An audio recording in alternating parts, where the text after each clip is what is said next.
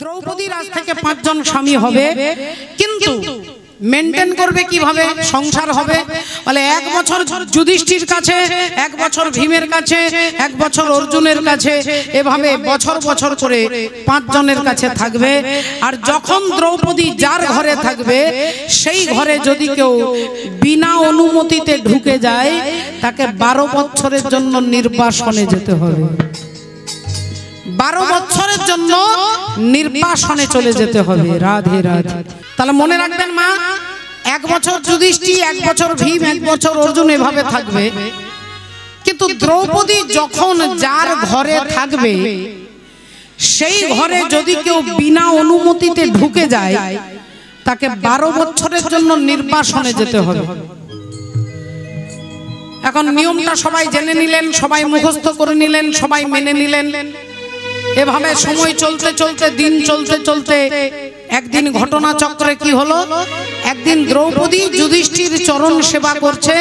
দুপুর বেলায় সেবা করে যুধিষ্ঠির বিশ্রাম করছেন, দ্রৌপদী চরণ সেবা করছেন, আর অর্জুন মাঠে দাঁড়িয়ে আছে বাগানে। এমন সময় এক ব্রাহ্মণ চিৎকার করতে করতে আসছে, বাঁচাও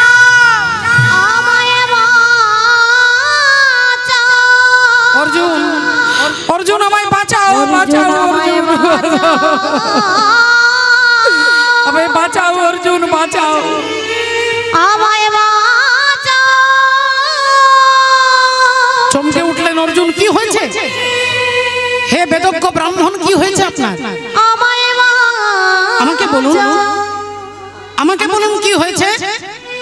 ভক্তিমতী মায়েরা যেই কথা বলেছেন, ব্রাহ্মণ বললেন, বাবা অর্জুন, আমার সংসারে শুধু একটা গাভী মাতা আছে, আমার একটা গরু আছে, সংসারে আর কিছু নেই। আর গরুটাই হচ্ছে আমার বেঁচে থাকার উৎস।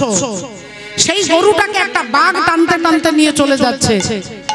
বাঘটা যদি আমার গাভী মাতাকে মেরে ফেলে তাহলে আমার বাঁচা মুশকিল হয়ে যাবে। তাই তুমি আমার গরুটাকে বাঁচাও অর্জুন, আমার গাভী মাতাকে তুমি বাঁচাও। অর্জুন বললেন, দেখুন আপনাকে সাহায্য করতে পারলে আমি খুশি হতাম, কিন্তু সমস্যা হলো আপনার গরুটাকে বাঁচাতে গেলে বাঘটাকে মারতে হবে, আর বাঘটাকে মারতে গেলে তীর ধনুকের দরকার আছে। আর তীর ধনুকটা এখন যে ঘরে রয়ে গেছে সেই ঘরে দ্রৌপদী আর যুধিষ্ঠির দাদা আছে। এখন সেই ঘরে যদি আমি ঢুকে যাই আমাকে 12 বছরের জন্য নির্বাসনে চলে যেতে হবে। অর্জুন বললেন, তাহলে তুমি তোমার স্বার্থের জন্য, ব্রাহ্মণ বলছে তুমি তোমার স্বার্থের জন্য তুমি আমাকে বাঁচাবে না, আমার গরুটা তাহলে মরে যায়, তোমাকে 12 বছরের নির্বাসনে যেতে হবে, তার জন্য তুমি আমার গাভী মাতাকে বাঁচাবে না। তাহলে তুমি ক্ষত্রিয় কেমন ক্ষত্রিয়? ক্ষত্রিয়ের ধর্মই হচ্ছে সর্জং তেজর ধীতির দাক্ষং যুদ্ধে চাপ্য পলায়নম দানবিশ্চর ভাবশ্চ ক্ষাত্রং ধর্ম স্বভাবজং।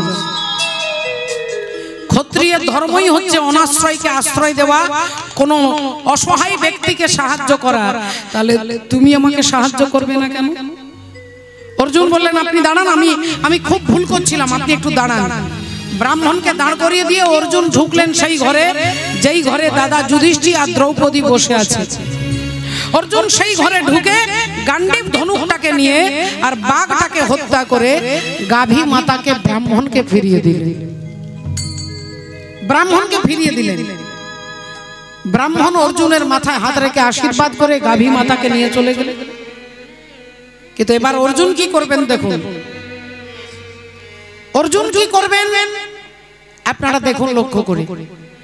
অর্জুন হাত জোড় করে যুধিষ্ঠির দাদার কাছে দাঁড়িয়েছে, দাদা গো আমি চলে যাই, আমি চলে যাই, আমি চলে যাই। ও মা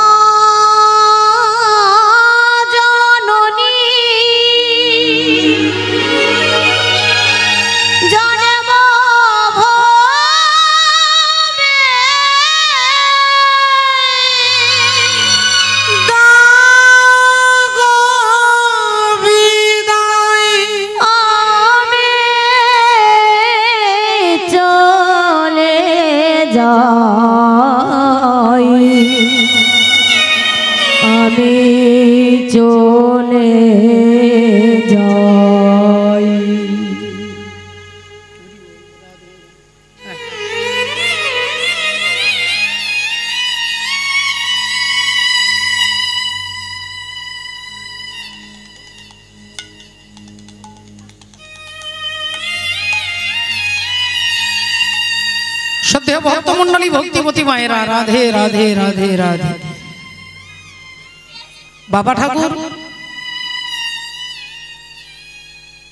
শ্রদ্ধেয় বাবা ঠাকুর জেঠামশাই প্রশ্ন করে গেলেন, দ্রৌপদীর 5টা স্বামী কেন হলো? এর দুটো কারণ আছে বাবা। এক হচ্ছে মা দ্রৌপদী, তিনি যখন বেদবতী ছিলেন, সেই বেদবতী তিনি স্নান করতে যাচ্ছেন সখীদের সঙ্গে। বেদবতী সখীদের সঙ্গে স্নান করতে যাচ্ছেন, এমন সময় সবাই কি করেছে, কেউ জলে আছে, কেউ ওপরে আছে, কেউ সাঁতার কাটছে, কেউ জলে নেমে ডুব দিচ্ছে। বেদবতী স্নান হয়ে গেছে, তিনি উঠে এসে শুকনো কাপড় পরেছে। এমন সময় দেখছে একটা গাভী মায়ের পেছনে, গাভী মাতার পেছনে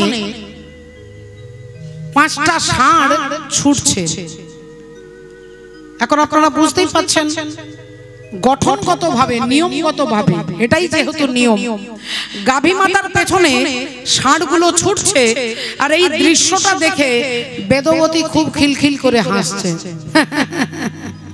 হাসছেন উদ্দেশ্যটা কি না, একটা গাভী পেছনে 5টা ষাঁড় ছুটছে, এটা একটু তুচ্ছ জ্ঞান করে বেদবতী যেই হাসলেন, অমনি গাভী মাতা বললেন যে তুমি যে অন্যায়টা ভুলটা করলে মা, আমরা জাতিতে পশু জাতি, এটা আমাদের নিয়ম, এটা আমাদের রীতিনীতি, তাই আমাকে দেখে তুমি হাসলে আমি অভিশাপ দিচ্ছি, একদিন তুমি যখন দাপর যুগে তুমি অগ্নি থেকে উৎপন্ন হবে, তোমার নাম হবে যাজ্ঞসেনী, তোমার নাম হবে দ্রৌপদী। আজকে আমার পেছনে 5টা ষাঁড় ছুটছে, তাই তুমি হাসছো, তোমাকেও একদিন জগতে হাসবে, তুমি হবে দ্রৌপদী আর তোমার 5টা স্বামী হবে। এটা একটা কারণ। আর একটা কারণ হচ্ছে বেদপতি যখন বাবা ভোলেনাথের শিব চতুর্দশীর দিনে বাবা ভোলেনাথের মাথায় জল ঢেলে প্রণাম করে বলছে যে আপনি আমাকে বর দেন, আপনি আমাকে বর দেন, আপনি আমাকে বর দেন, আপনি আমাকে বর দেন। এই 5 বার যেই বলেছে বর দেন, বর দেন, বর দেন, পতিং দেহি, পতিং দেহি, 5 বার যেই বলেছে বাবা ভোলেনাথ বললেন তথাস্তু। তুমি একবারে তোমার বিশ্বাস হয়নি, তুমি 5 বার বলেছো বলে তোমার 5টা স্বামী হবে। হরি বল। ভক্তিমতী মায়েরা, রাধে রাধে। তাহলে আজকে অর্জুন এসে দাঁড়ালেন যুধিষ্ঠির দাদার কাছে, দাঁড়িয়ে বললেন দাদা আমি চলে যাচ্ছি, দাদা আমি যে অন্যায় করেছি, আমি ওই ঘরে বিনা পারমিশনে ঢুকেছি, তাই নিয়ম অনুযায়ী আমাকে 12 বছরের জন্য নির্বাসনে চলে যেতে হবে। যুধিষ্ঠির দাদা বললেন ভাই তুই কোনো অন্যায় করিসনি, তুই কোনো ভুল করিসনি, কোনো অন্যায় করিসনি, তাই তুই যাস না ভাই, তুই যাস না, তোর কোনো ভুল নয়, তুই একজন ব্রাহ্মণকে সাহায্য করবার জন্য এই ঘরে ঢুকেছিস, তুই যাস না ভাই, যাস না। অর্জুন বললেন দাদা এটা নিয়ম, আর নিয়মটা করে দিয়েছেন নন্দের নন্দন ভগবান কৃষ্ণ, তাই এই নিয়ম তুমিও ভাঙতে পারবে না, আর নিয়ম আমিও ভাঙতে পারবো না। নিয়ম যারা তৈরি করে তারাই যদি নিয়ম পালন না করে তাহলে রাজ্য চলবে কি করে, দেশ চলবে কি করে, গোটা দেশটা চলবে কি করে? তাই আমি চললাম দাদা, তুমি আমাকে বিদায় দাও, বিদায় বিদায়। অর্জুন হাঁটতে হাঁটতে সবাইকে পরিত্যাগ করে নির্বাসনের পথে হাঁটতে হাঁটতে চলে যাচ্ছে। তিনি হাঁটতে হাঁটতে চলে যাচ্ছে, মুরারি মুকুন্দ জগদানন্দ নামের বরণে বরণে সুধা ঝরে। আহা মুরারি মুকুন্দ জগদানন্দ নামের বরণে বরণে সুধা ঝরে। মুরারি মুকুন্দ জগদানন্দ নামের বরণে বরণে সুধা ঝরে। আর মুরারি মুকুন্দ জগদানন্দ নামের বরণে বরণে সুধা ঝরে। ও গো দয়াল শিরোমণি করুণার খনি দয়াল শিরোমণি করুণার খনি আছো বিশ্বময় চরাচরে নামের বর্ণে বর্ণে সুধা ঝরে আহা মুরারি মুকুন্দ জগদানন্দ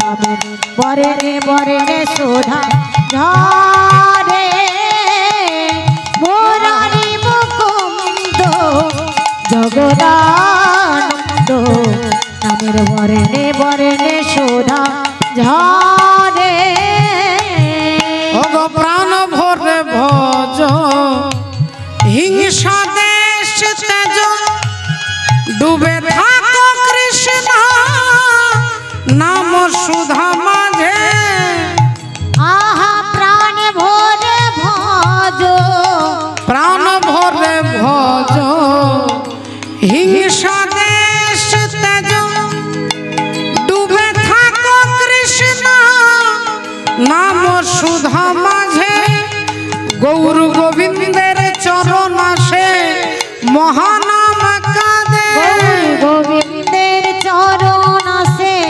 মহানামে জাগে কবে গড়াব ব্রজের রজে নামের বর্ণে বর্ণে সুধা সুধা ঝরে আহা মুরারি মুকুন্দ জগদানন্দ নামের বর্ণে বর্ণে সুধা ঝরে মুরারি মুকুন্দ জগদানন্দ নামের বর্ণে বর্ণে সুধা ঝরে ভক্তমণ্ডলী ভক্তিমতী মায়েরা একবার সবাই মিলে বলবো বলো রাধা রানী কি জয়। বলো রাধা রানী কি জয়। বলো রাধা রানী কি জয় अरे तू आना रे गोपाल ओ मन ले ले तू आना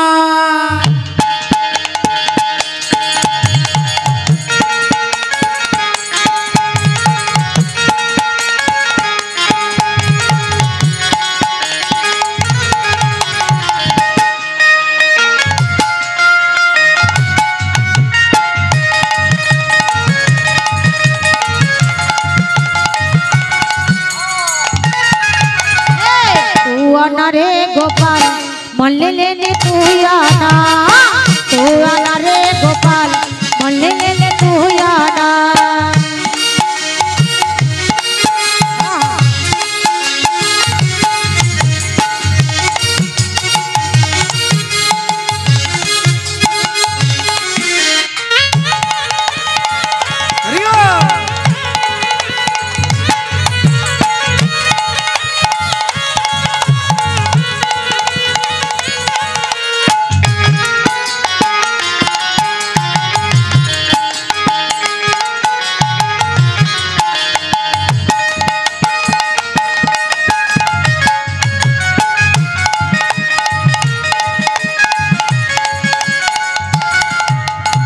हाथी ना लाना गोपाल घोड़े ना लाना हाथी ना गोपाल घोड़े ना ना हाथी ना लाना गोपाल घोड़े ना लाना हाथी ना गोपाल घोड़े ना ना तू आना रे गोपाल ओ मन लेने ओ मन लेने ओ मन लेने तू आना तू आना रे गोपाल मन ले ले तू आना तू आना रे गोपाल मन ले ले तू आना तू आना रे गोपाल मन ले ले तू आना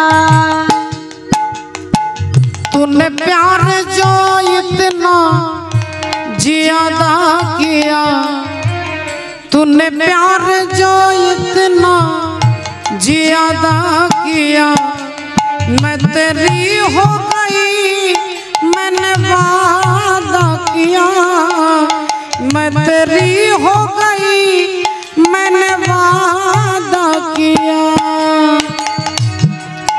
तूने प्यार जो इतना ज्यादा किया मैं तेरी हो गई मैंने वादा किया मैं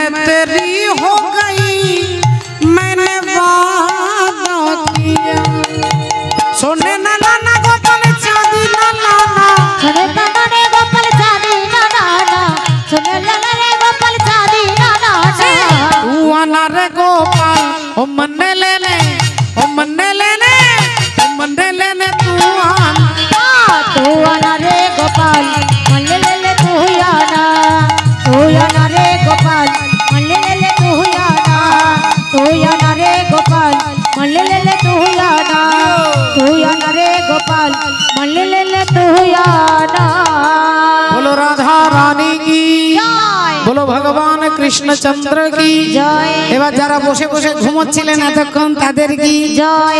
এবার কীর্তন শুনতে এসে ঘুমোবেন মা।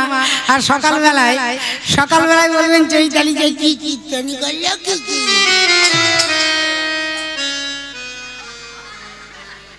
মা ঘুমিয়ে শুনলে বোঝা যাবে কিরকম হয়েছে। দেখুন একটা ক্লাস 5-এ পড়ে, 5-এর ছেলে, 10 বছর বয়স, স্কুল ছুটি হয়েছে, এসেই মাকে চিৎকার করে ডাকছে, মা। আমি তো কথা বলবো না, না আমি কথা বলবো না, আমি কোনো কথাই বলবো না,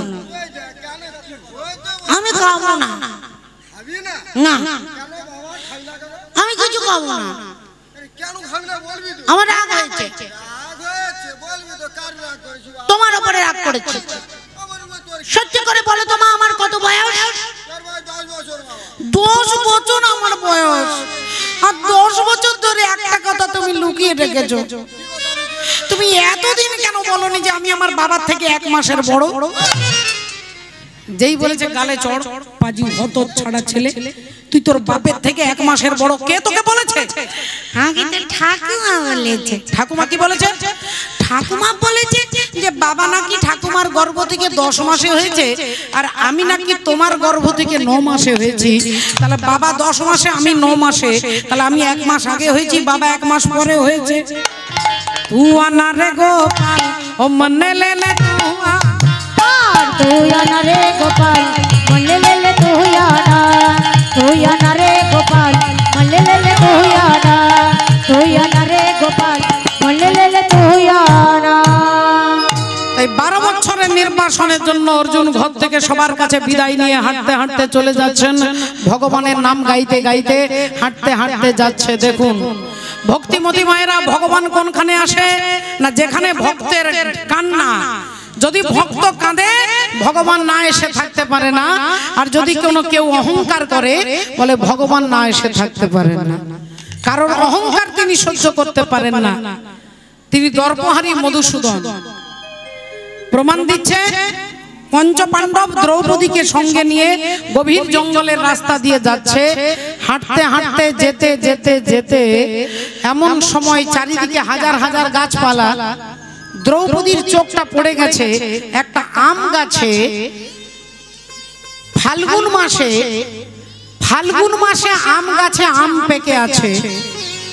এখন ফাল্গুন মাস তো আমের মুকুল হতে পারে, কিন্তু আম হবার তো কথা নয়।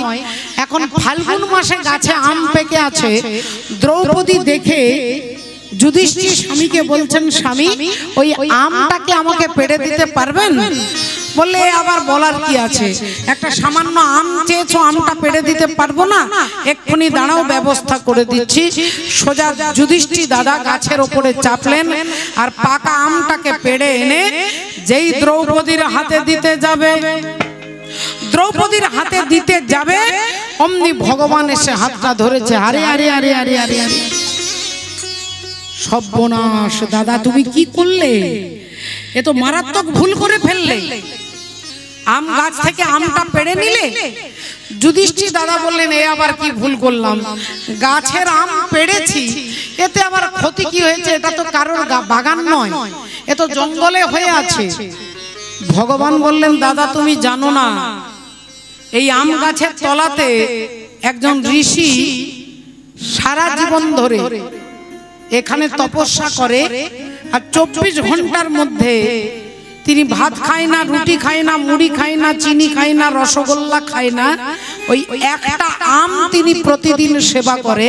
তাই তারই সাধনার জন্য প্রতিদিন এই আম গাছে ফাল্গুন চৈত্র বৈশাখ জ্যৈষ্ঠ আষাঢ় শ্রাবণ ভাদ্র আশ্বিন কার্তিক 12 মাস প্রতিদিন একটা করে আম ধরে। আর সেই আমটা তুমি পেড়ে দিলে, তাহলে আজকে ঋষি স্নান করতে গেছে, এসেই তিনি দেখবে তার খাবারটা নেই, তাহলে তুমি সাধুর সেবা থেকে বঞ্চিত হয়ে গেলে না? তাহলে এটা পাপ হয়ে গেল না? যুধিষ্ঠির দাদা সঙ্গে সঙ্গে ভগবানের হাতে ধরেছে। কৃষ্ণ, বিশ্বাস করো কৃষ্ণ, আমি কিছু জানি না, আমি কিছু জানি না কৃষ্ণ, জানলে আমি এই গাছের আমটা পারতাম না। বলেন তা তো ঠিক, তা তো ঠিক, কিন্তু কি করা যাবে, তুমি আমটা পেড়ে ফেলেছো, আর তো কিছু করার নেই। না কৃষ্ণ তুমি একটা কিছু একটা করো, তোমাকে সবাই বলে মুকঙ্করতি বাচালং পঙ্গুলং হয়তে গিরিমে যত কৃপা তমহং বন্দে পরমানন্দ মাধব। হরি বল। তুমি যদি ঘোড়াকে পর্বত লঙ্ঘন করাতে পারো, বোবাকে কথা বলাতে পারো, তাহলে এই আমটাকে তুমি গাছের মধ্যে আটকে দিতে পারো, এই আমটাকে গাছে আটকে দিতে পারো, তুমি পারো। ভগবান বললেন হ্যাঁ তা পারি, তবে একটা কাজ করতে হবে তোমাদেরকে। না বলো কৃষ্ণ, যা বলবে তাই করব। আমটাকে নিয়ে ভগবান মাটির মধ্যে রেখে দিয়েছে। আমটাকে মাটিতে রেখে এবার সবাইকে লম্বা লাইন দাঁড় করিয়েছে। আগে যুধিষ্ঠির, তারপরে ভীম, অর্জুন, নকুল, সহদেব, আর তার সবার পেছনে দ্রৌপদী। এখন ভগবান বলছে তোমরা নিজের নিজের মনের কথা, সত্যি কথা যদি আমার কাছে বলতে পারো, এই মাটির আমটা, এই আম একটু একটু করে উপরে উঠে উঠে উঠে উঠে গাছের ডালে আটকে যাবে। তা সত্যি কথা কি বলতে পারবে? যুধিষ্ঠির বললেন হ্যাঁ, কেন পারবো না, সারা জীবন সত্যি বলেছি, কেন পারবো না। তাহলে বলো দাদা তোমার সত্যিকারের তোমার ইচ্ছেটা কি? না যুধিষ্ঠির বললেন আমার ইচ্ছে, আমি যদি কোনোদিন রাজা হই, আমার রাজ্যের প্রতিটি প্রজাকে আমি তোমার ধর্ম উন্মুখী করব। মাটির আমটা একটু উপরে উঠে গেছে। এবার ভীম তুমি বলো তোমার ইচ্ছেটা কি? ভীম বললেন আমার জীবনের একটাই ইচ্ছে, আমি দুঃশাসনের রক্ত দিয়ে দ্রৌপদীর চুলে খোঁপা বেঁধে দেব। অর্জুন তোমার ইচ্ছেটা কি? অর্জুন বললেন আমার ইচ্ছে আমি নিজের হাতে যেন কর্ণকে বধ করতে পারি। করিতে পারি। মাটির আম একটু একটু করে উপরে উঠে যাচ্ছে। এবার সহদেব তুমি বলো, নকুল তুমি বলো তোমার ইচ্ছেটা কি? না আমার দাদা যুধিষ্ঠির যেন রাজা হয়। আম অনেকটা উপরে উঠে গেছে। সহদেব তুমি বলো, না আমার চারটে দাদা যা বলবে আমি যেন তাই করতে পারি। আম একেবারে গাছের ডালের কাছে চলে গেছে। দ্রৌপদী তুমি বলো। তুমি বললেই, তুমি যদি সত্যি বলো এই আমটা গাছে আটকে যাবে। আর দ্রৌপদী সত্যি বলতে পারবে না কেন? না তার মনে একটা বাসনা ছিল যে কর্ণ যদি কুন্তির ছেলে হতো, কর্ণ যদি কুন্তির ছেলে হতো তাহলে কর্ণকে আমি স্বামী রূপে পেতাম। আর দ্রৌপদীর মনে একটা অহংকার ছিল যে আমি পঞ্চসতীর মধ্যে একজন সতী। সকালবেলায় কোন সৌভাগ্যবতী নারী যদি সকালবেলায় এই 5 জনের নাম করেন, অহল্যা, কুন্তী, তারা, মন্দোদরী, দ্রৌপদী, এই 5টা কন্যার নাম যদি কেউ করেন, আপনার পরিবারে আপনার স্বামীর কল্যাণ হবে, আপনার সৌভাগ্য বৃদ্ধি হবে। তাহলে দ্রৌপদী জানে আমি পঞ্চকন্যার মধ্যে একজন সতী, অথচ তার মনে মনে অহংকার ছিল। তিনি সবার থেকে অর্জুনকে বেশি ভালোবাসতেন। সমান ভাগে ভাগ করতে বলেছিলেন মা কুন্তী দেবী, কিন্তু সবার থেকে অর্জুনকে বেশি ভালোবাসতেন। এখন মনে মনে এতগুলো আছে, ভগবান বলছে তোমার মনের কথাটা বলো, যদি বলতে পারো আমটা গাছের ডালে আটকে যাবে। এখন দ্রৌপদী ভাবছে আমি মনে মনে ভেবেছি, আমি তো কোনোদিন কারোর কাছে বলিনি, আমার মনের কথা সবাই জানবে কি করে। তাই দ্রৌপদী বললেন আমি যেন 5টা স্বামীকে সমান ভাগে ভালোবাসতে পারি। আর অমনি আমটা ধপাস করে মাটিতে, ধপাস করে মাটিতে পড়ে গেছে। যেই অমনি পঞ্চপাণ্ডব রেগে গিয়ে বললেন দ্রৌপদী এ তুমি কি করলে, এ তুমি কি করলে, তুমি মিথ্যে কথা বলে দিলে। আমরা সবাই সত্যি বললাম, আম একবারে গাছের ডালের কাছে চলে গেল, আর তুমি মিথ্যে বলে দিলে আমটা মাটিতে পড়ে গেল। তুমি সবার কাছে দাঁড়িয়ে মিথ্যে বললে কেন? দ্রৌপদী চুপ করে আছে, কোনো কথা বলতে পারছে না। ভগবান তখন বলছে আচ্ছা আচ্ছা আচ্ছা ঠিক আছে ঠিক আছে ঠিক আছে, আসলে নারী জাতি তো অনেক কথাই বলতে পারে না, লোক লজ্জার ভয়ে বলতে পারে না। তোমরা ভেতরে যাও, ভেতরে যাও। পঞ্চপাণ্ডবকে ভেতরে ঢুকিয়ে দিয়ে ভগবান দ্রৌপদীকে বলছে আচ্ছা তাহলে এই মাটির আমটাকে কি গাছে আটকে দেব? আমটাকে কি গাছে আটকে দেব? দ্রৌপদী বললেন যদি আটকেই দিতে পারতে তাহলে আমার 12টা বাজালে কেন? সবার কাছে আমার বদনাম করে দিয়ে এখন বলছো গাছে আটকে দেব? তুমি চোরকে চুরি করতে বলো আর গৃহস্থকে সাবধান হতে বলো। চোরকে বলো চুরি করতে, আর গৃহস্থ বাড়িকে বলো ভালো করে তালা দেবে।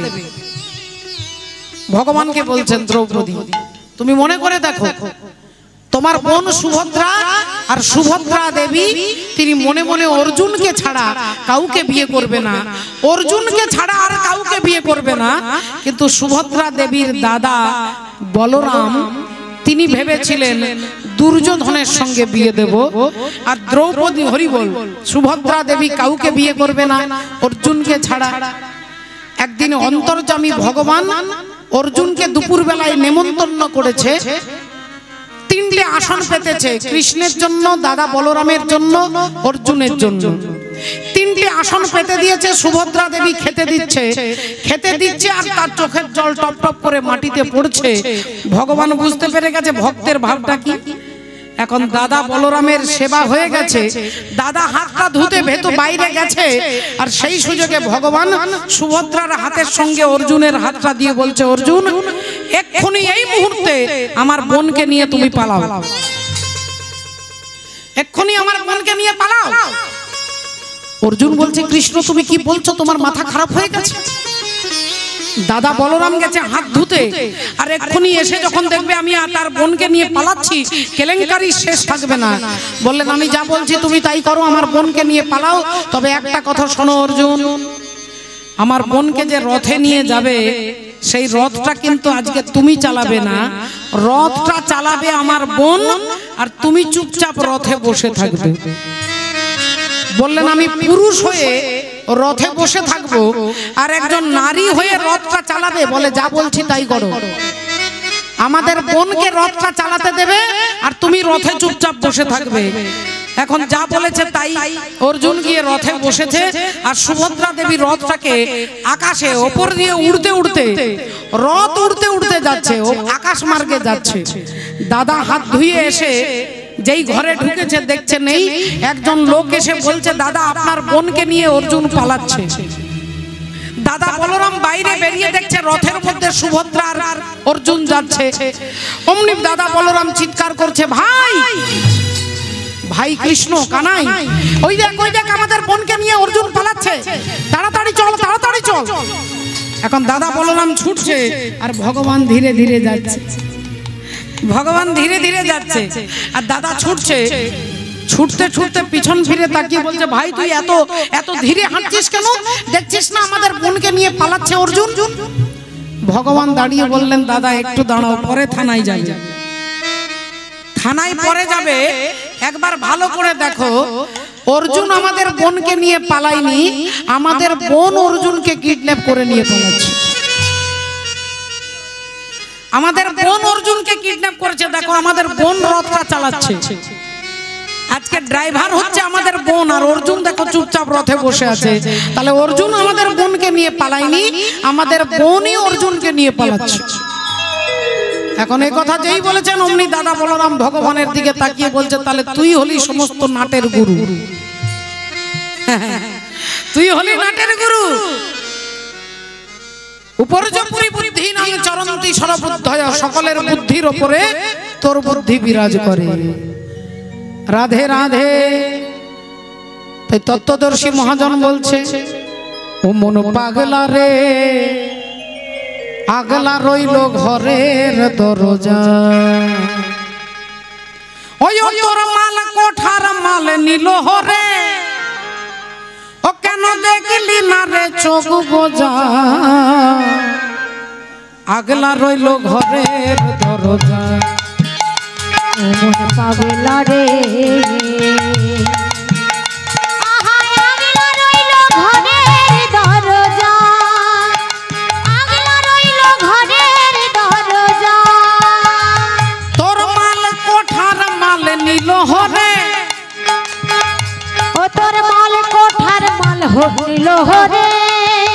ও কেন দেখলি না রে চোখ বোঝা,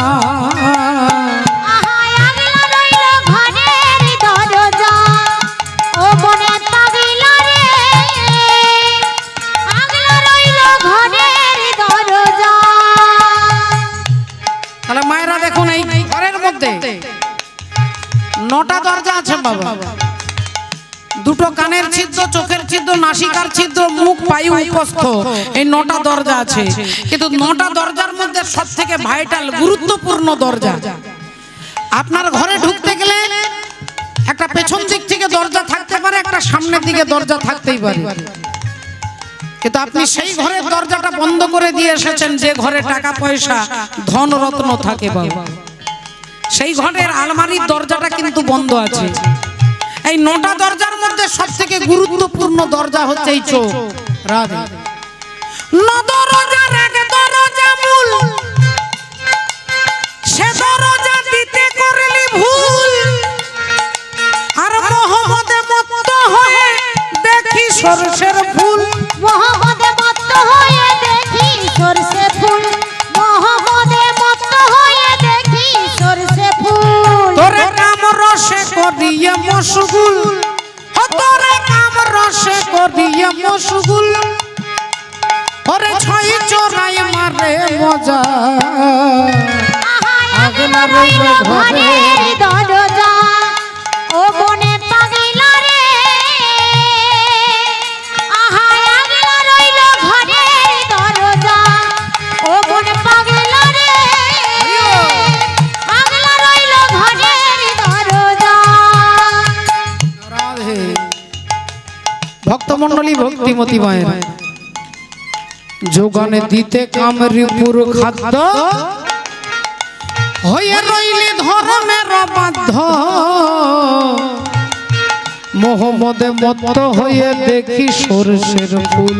মোহাম্মদে মত্ত হয়ে দেখি সরষে ফুল, মোহাম্মদে মত্ত হয়ে দেখি সরষে ফুল। তোরে কাম রসে করিয়ে মশগুল, তোরে কাম রসে করিয়ে মশগুল, দেখো ছয় চোরাই মারে মজা, আগলা রইল ঘরের দরজা, ও বনে পাগলা রে, আগলা রইল ঘরের দরজা, ও বনে পাগলা রে, আগলা রইল ঘরের দরজা। মাননীয় ভক্তমণ্ডলী, ভক্তিমতী মায়েরা, তাহলে আজকে কি হলো?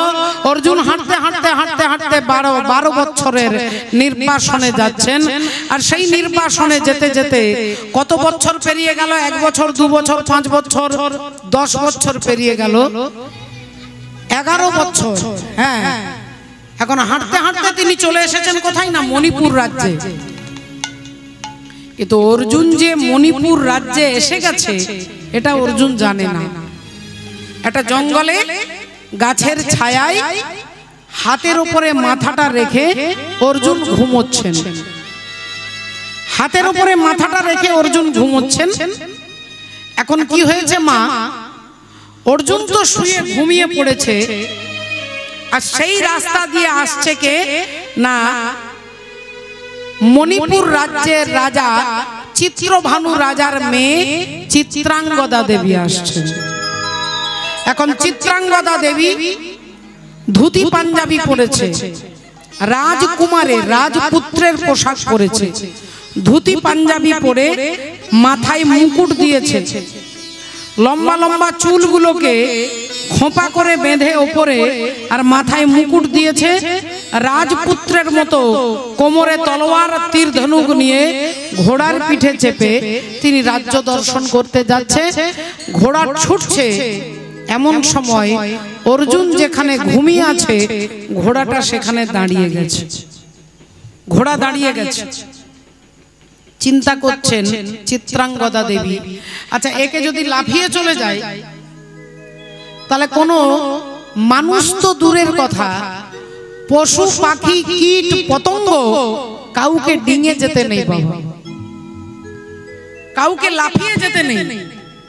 লাফিয়ে গেলে কি হবে? বলে আপনার জীবনে যে পুণ্য সেই পুণ্যটা কমে যাবে, পুণ্য কমে যায়। যদি আপনি একটা কুকুরকেও লাফিয়ে যান আপনার পুণ্য ক্ষয় হয়ে যাবে। এ কথা আমি বলছি না, শাস্ত্র বলছে। তাহলে কুকুর বেড়াল পশু পাখিকে যদি লাফিয়ে না যাওয়া যায় তাহলে মানুষকে লাফাবে চিন্তা করুন, তাহলে পুণ্যটা ক্ষয় হয়ে যাবে, এটা চিত্রাঙ্গদা জানে। আর যদি কাউকে আপনি রেগে লাথি মারেন আপনি সারা জীবন অনেক পুণ্য সঞ্চয় করেছেন, একটাবার কাউকে লাথি মারুন, বলে মুহূর্তের মধ্যে সব পুণ্য শেষ হয়ে যাবে। তো চিত্রাঙ্গদা দেবী দাঁড়িয়ে গেছেন, এখন অর্জুন ঘুমোচ্ছে, অর্জুনের চেহারাটা পাল্টে গেছে, বড় বড় চুল হয়ে গেছে, বড় বড় দাড়ি, বড় বড় নখ হয়ে গেছে, এতগুলো বছর চুল কাটা হয়নি, সামান্য স্নান করা হয়নি ভালো করে, মাটিতে শোয়, গাছের পাতা ঝর্ণার জল খায়। এখন সেই অর্জুন ঘুমিয়ে পড়েছে, চিত্রাঙ্গদা ডাকছে, এই যে রাস্তার উপরে শুয়ে আছেন, উঠুন উঠুন উঠুন উঠুন। এখন যেই বলেছে অর্জুন ঘুম ভেঙে গেছে, তাকিয়ে দেখছে এক রাজপুত্র, কি সুন্দর দেখতে রাজপুত্র, আহা কি সুন্দর, রাজপুত্রের টানা টানা চোখ, কি সুন্দর দেখতে, দেখলেই জীবনটা জুড়িয়ে যায়। তা অর্জুন তাকিয়ে বলছেন, কি ব্যাপার, কি হয়েছে? না আপনি রাস্তায় শুয়ে আছেন কেন? অর্জুন বললেন, আমি রাস্তায় শুয়ে নেই, আমি রাস্তার পাশে শুয়ে আছি, আমি রাস্তার পাশে শুয়ে আছি, আপনি আমার পাশ দিয়ে পেরিয়ে চলে যান। চিত্রাঙ্গদা দেবী বললেন, না আমি পাশ দিয়ে যাব না, তুমি এখান থেকে উঠে অন্য জায়গায় গিয়ে ঘুমো, তুমি অন্য জায়গায় গিয়ে ঘুমো, এখান থেকে ওঠো। অর্জুন বললেন, দেখুন আমি রাস্তায় যদি শুয়ে থাকতাম আমি উঠে যেতাম, কিন্তু আমি রাস্তার পাশে শুয়ে আছি, আপনি আমার পাশ দিয়ে চলে যান। চিত্রাঙ্গদা বললেন, আমি যাব না। অর্জুন বললেন, তাহলে আমি এখান থেকে উঠবো না। বললেন, আচ্ছা তাহলে তোমাকে টেনে হিজড়ে, তোমাকে হাতে ধরে আমি ছুঁড়ে ফেলে দেব। অর্জুন বললেন, তোমার এত ক্ষমতা আমাকে ছুঁড়ে ফেলে দেবে? তা দেখি তোমার কত ক্ষমতা, দেখি আমাকে কি করো তুমি। চিত্রাঙ্গদা অর্জুনের হাতে ধরে আর টেনে যেই সরাতে যাবে, অর্জুন অমনি উল্টো দিক থেকে টানটা দিয়েছে, আর যেই উল্টো দিক থেকে টানটা দিয়েছে অমনি চিত্রাঙ্গদা গিয়ে অর্জুনের পায়ে পড়েছে। বধূ কোন আলো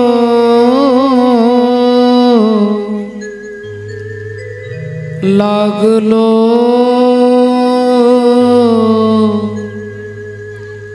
লাগলো চোখে,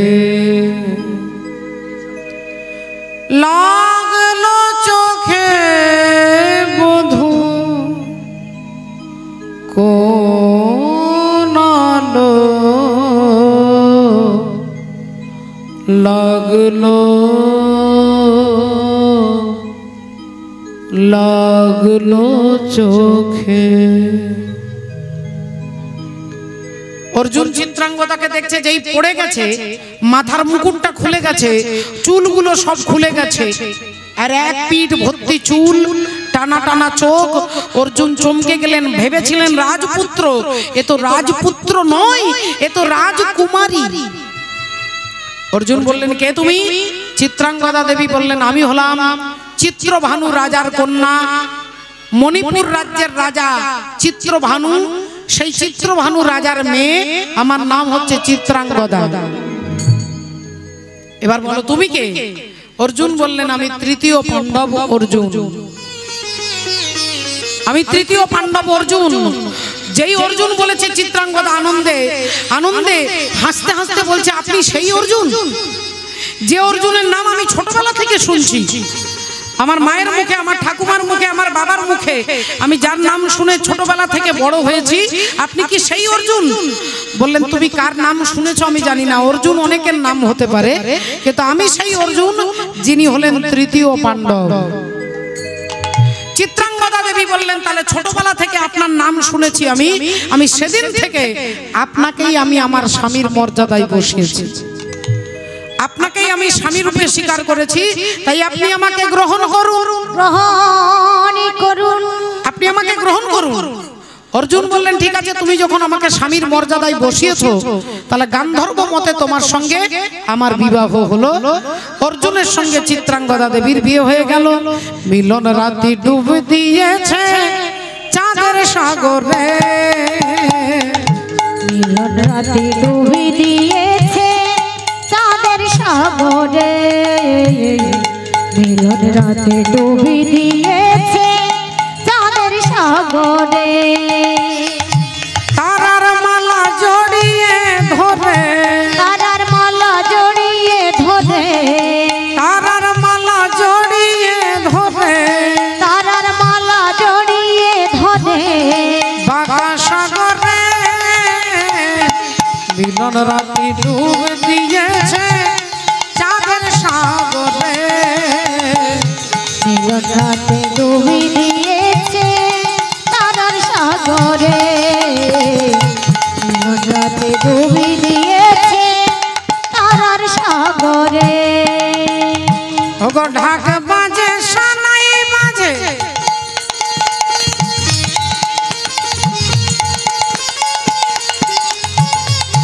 ঢাক বাজে সানাই বাজে, ওগো বাজিছে মাদল, ঢাক বাজে সানাই বাজে, উলুধ্বনি উলুধ্বনি, ঢাক বাজে সানাই বাজে, বাজিছে মাদল, চিত্রাঙ্গদার বিয়েতে আজ, চিত্রাঙ্গদার বিয়ে তো আজ, আনন্দের হিল্লা মিলন রাতি ডুব দিয়েছে চাঁদের সাগরে, মিলন রাতে ডুবি দিয়েছে চাঁদের সাগরে, মিলন রাতে ডুবি দিয়েছে চাঁদের সাগরে। শ্রদ্ধেয় বাবা ঠাকুর ভক্তিমতী মায়েরা, অর্জুনের সঙ্গে চিত্রাঙ্গদার গান্ধর্ব মতে বিয়ে হয়ে গেল। বিয়ের কয়েকটা মাস পেরিয়ে গেল, বাকি আছে 12 বছর হতে আর মাত্র কয়েকটা দিন বাকি আছে। 12 বছর হয়ে গেলে অর্জুন চলে যাবে। অর্জুন চলে যাবে চিত্রাঙ্গদাকে ছেড়ে তার দাদা যুধিষ্ঠির কাছে, তার মায়ের কাছে অর্জুন যাবে, এটা চিন্তা করছে। আর এদিকে কয়েকটা মাস পেরিয়ে যেতেই চিত্রাঙ্গদা দেবী তার গর্ভে সন্তান এসেছে। আনন্দে চিত্রাঙ্গদা অর্জুনকে সেই আনন্দের সংবাদটা দেবার জন্য যাচ্ছে। চিত্রাঙ্গদা যাচ্ছে অর্জুনকে আনন্দের সংবাদ দেবে, আর অর্জুন ভেবে রেখেছে আজকে চিত্রাঙ্গদা এলে আমি তার কাছে অনুমতি নিয়ে আগামী কাল সকাল এখান থেকে বেরিয়ে চলে যাব। এখান থেকে বেরিয়ে চলে যাব। রাধে রাধে, হরি বল, হরে কৃষ্ণ। ভক্তমণ্ডলী, ভক্তিমতী মায়েরা, গভীর রাত্রি, নিস্তব্ধ রাত্রি, চিত্রাঙ্গদা দেবী আনন্দে ছুটে আসছে স্বামীর কাছে। আর অমনি অর্জুন তার হাতটা ধরে বললেন, চিত্রাঙ্গদা, আজকে আমি একটা তোমাকে কথা বলবার জন্য ভেবে রেখেছি। বলুন স্বামী, আপনি যা বলবেন বলুন না, কি বলবেন? অর্জুন বললেন, না তুমি কিছু বলবার জন্য ছুটে এসেছো, তুমি আগে বলো। না না স্বামী, আগে আপনি বলুন, তারপরে আমি বলবো। আমি ধীরে ধীরে বলবো, আপনি বলুন কি বলতে চাইছেন। অর্জুন বললেন, তোমাকে বলতে হবে তুমি আমাকে কত ভালোবাসো। তুমি আমাকে কত ভালোবাসো আগে সেটা বলো। চিত্রাঙ্গদা বলছে, আমি আমার প্রাণের থেকে বেশি ভালোবাসি। ভালোবাসি। বললেন, তাহলে তোমার মাথার সিঁদুরে হাত দিয়ে প্রতিজ্ঞা করে বলতে হবে, আমি যা চাইবো তুমি তাই দেবে। চিত্রাঙ্গদা দেবী মাথার সিঁদুরে হাত দিলেন, আর সিঁদুরে হাত দিয়ে প্রতিজ্ঞা করে বললেন, আপনি যা বলবেন তাই করব। বলুন কি করতে হবে। অর্জুন বললেন, আগামী কাল সকাল বেলায় চিরকালের মতো তোমাকে ছেড়ে দিয়ে আমি চলে যাব। ওগো স্বামী গো,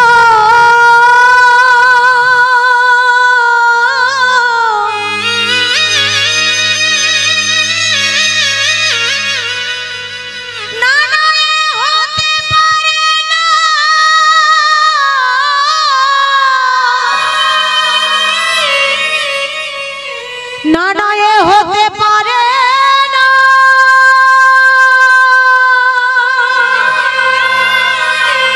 এ হতে পারে না, না না এ হতে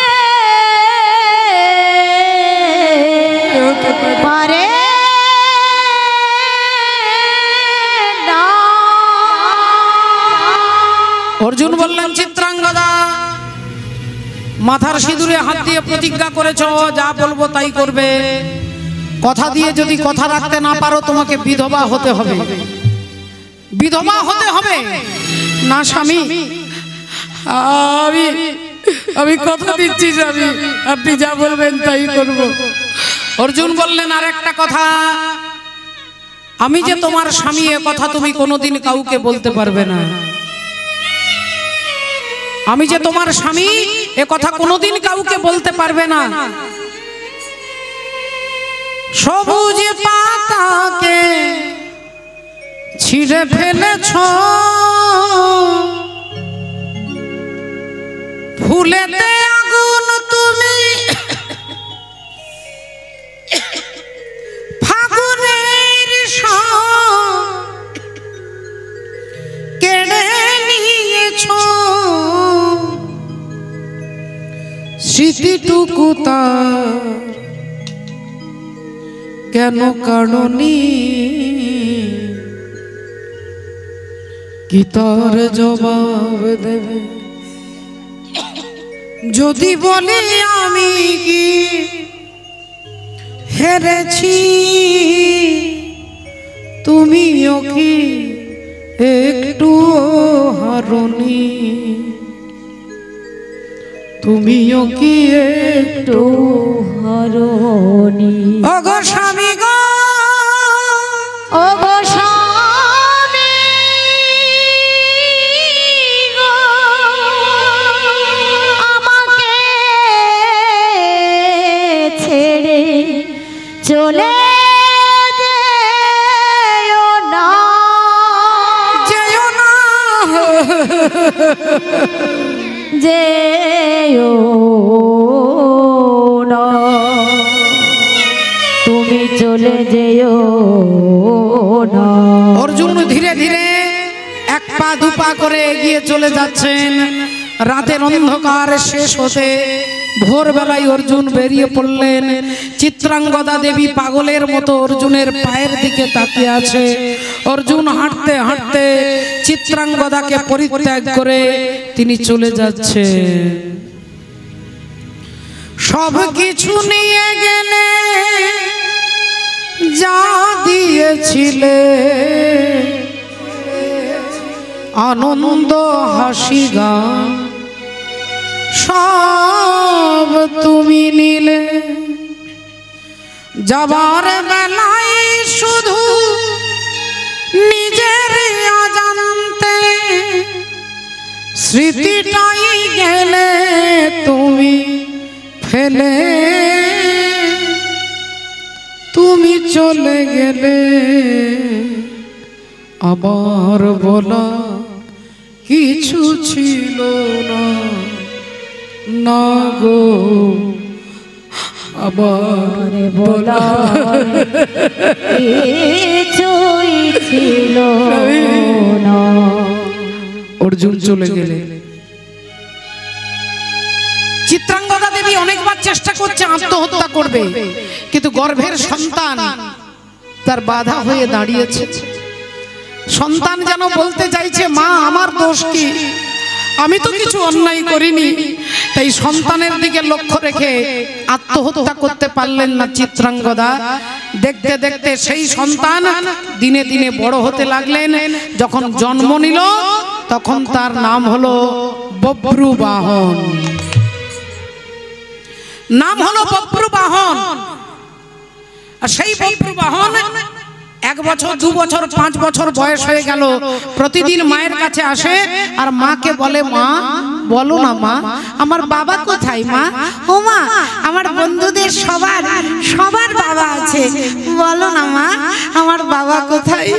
চিত্রাঙ্গদা দেবী কি বলবে, ভগবানের দিকে আকাশের দিকে মুখটা তুলে বলে, বলো না মোরে কাঁদাইছো কেন, করিছ কেন ছলনা, আহা বলো না মোরে, আহা কাঁদাইছ কেন, করেছ এত ছলনা, বলো না মোরে কাঁদাইছ কেন, করিছ কেন ছলনা, আরে বলো না মোরে কাঁদাইছ করিছ এত ছলনা। আমি অনেক কেঁদেছি আর কাঁদিতে পারি না। আমি অনেক কেঁদেছি কাঁদিতে পারি না। ওগো ব্যথা দিয়ে কেন চলে যাও দেখা কি এ চলে যাও বলো না মোরে কাঁদাইছ কেন করিছ এত ছলনা। বলো না মোরে কাঁদাইছ কেন করিছ